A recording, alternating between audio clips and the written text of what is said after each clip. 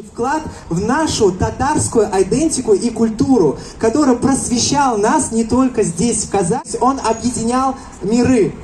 Что произошло? На самом деле бурное развитие моды произошло в 20 веке, не в 19 веке, но в 20 веке. И сейчас я вам могу сказать, что мы сейчас находимся, модная индустрия находится в кризисе.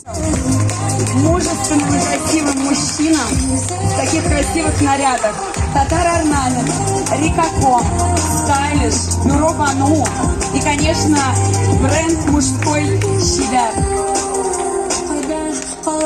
Мы благодарим вас, ну и, конечно,